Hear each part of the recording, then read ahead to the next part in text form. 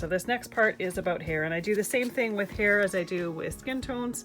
I have in my book, I've just stamped a few different pages with the top part of the same stamp, so I have the same reference point. And then I practice different color combinations I come across, write down what they are, so they're a good reference. If I'm coloring an image and I want to have some hair, I have a reference here. So I've got another image here that I printed out. Once again, I'm gonna lightly do the first layer of Copic. I'm always really light-handed with my first coat. It's one of those things, it's much easier to add color than it is to take color away. So I always am careful to only add what I need to,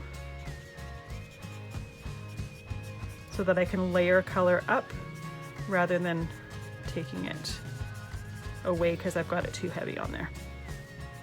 So the nice thing with hair, because,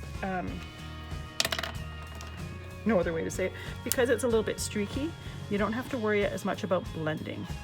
So I am making the darker parts right behind her face and under this part of hair, and I'm making the darker parts right in there. But I don't need to worry too much about blending it out, because hair tends to, you see the strands of hair, so it tends to be a little bit linear on the line side. And again, making a sample is a good way to practice it. Get your hand at it.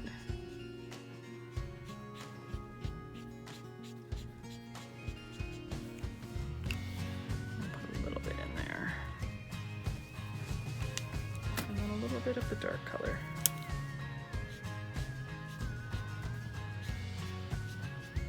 As much or as little as you want. You get to choose whether you want this to be on the darker side or whether you want it to be on the lighter side.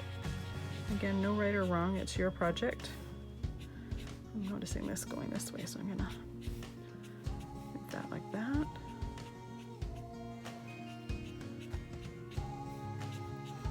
And I went from dark to light here, but once I've gotten from dark to light, I can easily go back. If I want to blend those a little bit further, I can go back and just go with my lighter colors and blend those colors in a little bit more.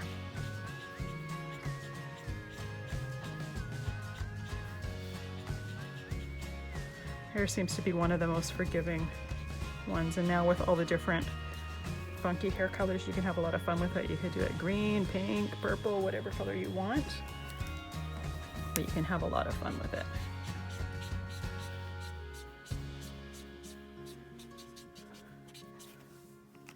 A little bit more of my lightest color, and then I'm going to leave it at that. And once again, I would put a marking about which colors I used for each of the samples, just so that you don't have to remember or try to figure out what it is. Good reference.